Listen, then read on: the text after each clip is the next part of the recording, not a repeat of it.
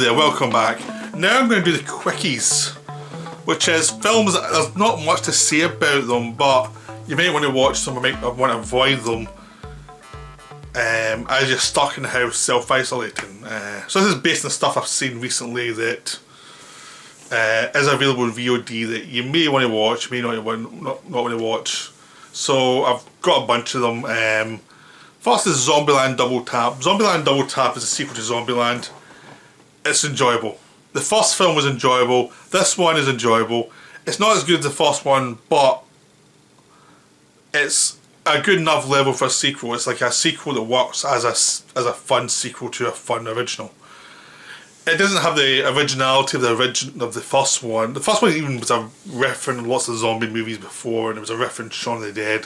So even that wasn't that original, but it still felt like it was a good set of characters that were new in this situation. This one you've seen the characters before, so there's a lot about a loss of surprise, but it's still really enjoyable. The actors work off each other well. The characters work well.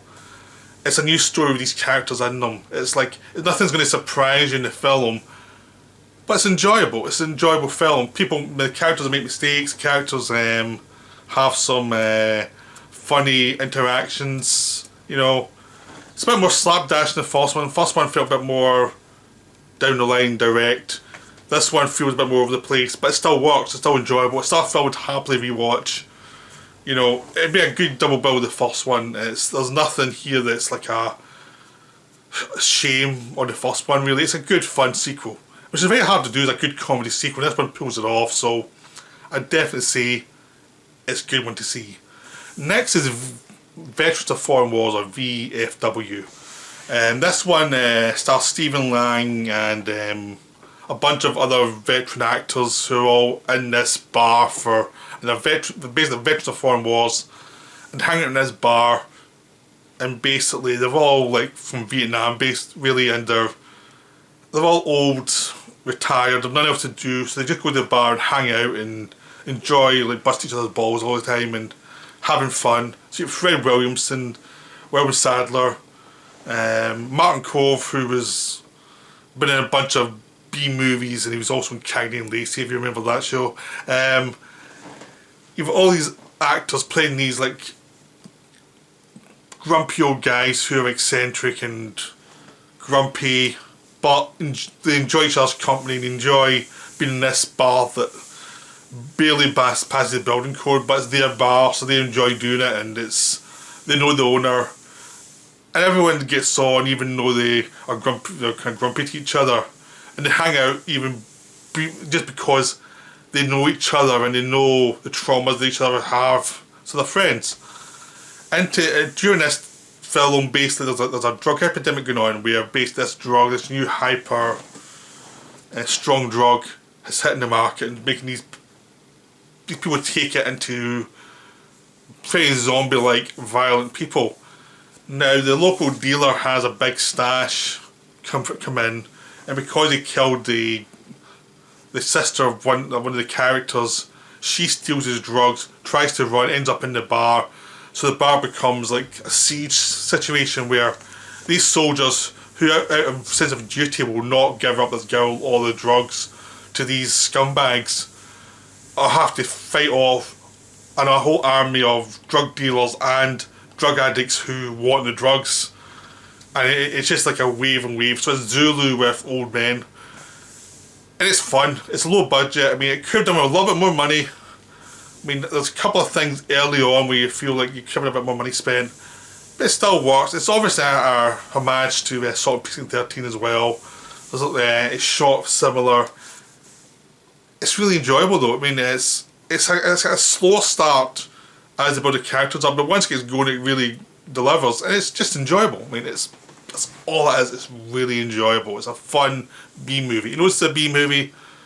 It does nothing to dissuade you from the fact it's a B movie. There's a few younger characters in there, like a young soldier who comes into the bar because he's just back in town. He just stopped off for a drink before he goes home, and of course he finds himself stuck in a siege. And the young woman who stole the drugs in the first place, but they both turn out to be tough and self-reliant as well. So it's a good old-fashioned movie. I'd highly recommend it. It's on streaming as well. It's a good fun movie. If you're stuck in the house, that's a good one to see if you like those kind of old-fashioned movies. Ip Man the finale. That's the final Ip Man film with Donnie Yen. I've covered the first 3 Ip Man films. This one's more the same. This one, Ip Man goes to America to find a place in school for his son. His son's rebelling because the mother for the first 3 films died in the third one. The son's having a tough time. He doesn't really want to go to school anymore. He wants to train in martial arts and actually be a teacher of martial arts. He thinks that's more suitable for what he can do. Of course, Ip Man's trying to make him get more educated. So he leaves his son with a friend and goes to America to try and get a place in school because Ip Man knows he's dying of cancer. And while he's in America, he finds himself in Chinatown helping them out because they're dealing with these American scumbags from the military who don't want martial arts to be used as anything in the military, or they want their version of martial arts in it, and they're willing to and they're all kind of racist against the Chinese, and they're willing to fight dirt against the Chinese and pull immigration on them and stuff like that. I mean, it's a silly enough plot. I mean, I don't see why the army would really kill one way or another with martial arts. I mean, that's the kind of silliness of the plot you have to kind of take into account. But it works for what it is. I mean, Donnie Yen remains a very dignified figure as Ip Man. They've got Scott Adkins in as a villain, this racist army guy who can beat anybody. It's just enjoyable. I mean, it's the Ip Man films. The first 2 are better than the final 2. This one is on par with the last one. It's silly, but it's really enjoyable. The characters are enjoyable, so it gets a free pass for all of its silliness. So, I mean, if you like that Man films, watch this one, you're going to enjoy it. If you didn't like the other films, don't bother because you won't enjoy this either. I really enjoyed it, despite the fact that its plot, I never understood why the army would ever care about martial arts. I think it needed something that wasn't dealing with the army. But it works for what it is, and Ip Man kicks ass again, even though he's dying, and finally gets some rest. So this is the final film in the series. It's wonderful, it's really enjoyable. Now we have Bloodshot, starring Vin Diesel and Guy Pearce. And this is based on a comic book. It's not quite what you expect. There's a lot of stuff in the trailer that makes you think it's going to go one way, but actually it's a much smaller film than you expect. And it's a bit smarter than you think, even though there's some plot hopes, some plot developments you'll see coming a mile away. I mean, you'll figure out who the villain is pretty quick. It is a film that knows what it is and what the conventions were, you know, going in, and it can start tweaking it a little bit. It has some fun with what it can do with the film, and it has some fun because it knows what a typical Vin Diesel film is, and it has some fun with it. I mean, it's a 90-minute film. It doesn't stay too long. It does have some nice little reversals. It also has this thing with I quite like Vin Diesel films actually, because they're silly B movies. That's it. That's what they are. I like the Riddick films. I mean, I've got a soft spot for his films. I even like Triple X3, which was an absolutely awful film. It's terrible in every possible respect. You know, I still kind of enjoy it even though it's terrible. This one's a lot better than Triple X or Last Witch Hunter. You know, it knows what it is, and it understands what people expect from those scenes. So it plays into those scenes and then starts to subvert them as it goes along and has some fun with them. So that's what's enjoyable about it. I mean, it's one of those B movies that's kind of enjoyable because it's silly, but it knows it's silly, and it has some little tweaks on what you'd expect from a film like this.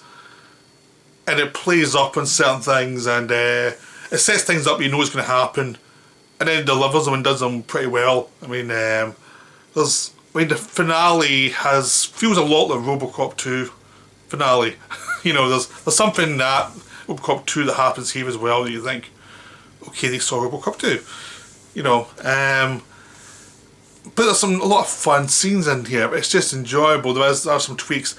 The supporting cast all have little moments. I mean, they cast people and let them mouth off a little bit and have little like interactions that were enjoyable. So even though Vin Diesel was a lead, he doesn't seem to mind giving other people moments to shine as well. I mean, that's one of the weird things about him as an actor, as an action star. The Fast and Furious movies, and even some of the ones he's in, he lets other actors have a bit too. I mean, it's like, he seems to know that a film with just him in it will be monotonous, so other actors come in and have their bit, and this film has that as well. It's just a fun little B movie, that's all that is. But it's enjoyable, it's better than it should be. It's knowingly silly, it knows where it's silly, and the moments you think are going to be silly, it knows it too, which is nice. So it's an enjoyable bit of hokum. That's all it is, that's all it ever wants to be. And it's so much better than the next film we talk about, which is Sonic the Hedgehog. Now, you can catch Bloodshot now in VOD, as another coronavirus casualty.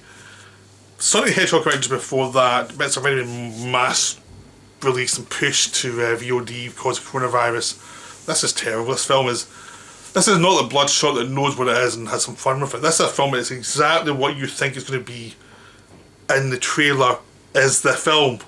There's nothing new, there's nothing different, it's just exactly what you think it is, but very mediocre. It's every mediocre scene in a film you've ever seen in a film is in this film, and the accumulation of these mediocre scenes makes you want to puke because it's so boring and so dull, and there's nothing new, and the actors, they're not cashing their checks, but they know they're in something mediocre, so they're trying to be professional, but they don't have much to work with, so they're trying their best with nothing, so there's nothing you can really do about it.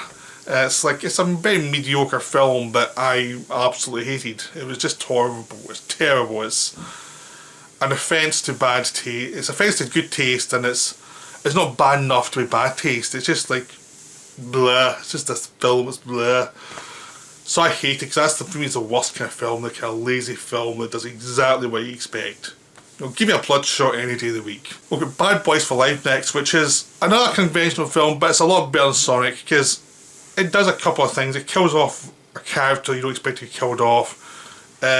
Spoilers, but I didn't tell you which one it was. It's fun. I mean, it does nothing new. I mean, there's nothing new in this film. The action scenes are fun, but they're not in any way unique. They go on for a bit. It's not as insanely explosive and self-indulgent as the second one, which was kind of fun because how bad taste it was. This one doesn't have that. It has a bit more character work. Well, character work in the realms of a Bad Boys movie, which means the characterization is very basic, so it's not really that much character work. But it's enjoyable trash, basically. I mean, the actors, Will Smith and Martin Lawrence, are having fun together. They have a good match-up, generally. I mean, Martin Lawrence kind of steals it, though, because he's playing the henpecked character who doesn't want to deal with all the action crap, and it's funnier. But that's been the same as the first two movies too, so it's not really anything new. There's nothing new in this film at all, and everything that's fun is little tweaks on what you expect.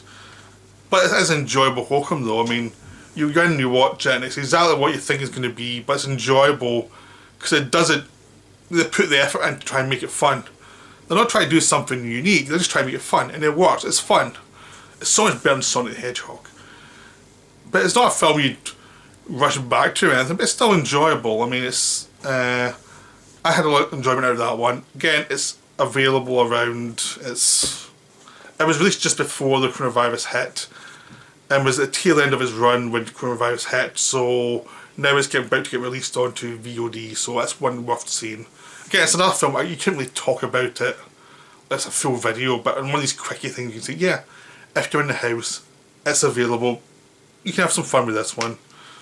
But there's nothing new about it.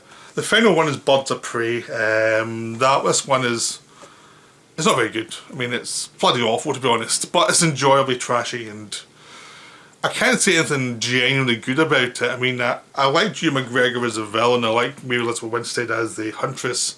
The other characters are fairly bland and mediocre, and they're acting in a very mediocre way. Harley Quinn gets a bit too much and isn't really, apart from one scene when she's facing down against the villain, Hugh McGregor, she doesn't have that much interesting things to do. She's just running around trying to be eccentric, and it's not that much fun. The whole film's like that. It's like trying too hard to be eccentric, but it doesn't really have a great story in the first place, and it's just very blah and silly, and it's not that great. I mean, it's okay, but it got some really good reviews and a good Rotten Tomatoes score. I don't know why, because it's like,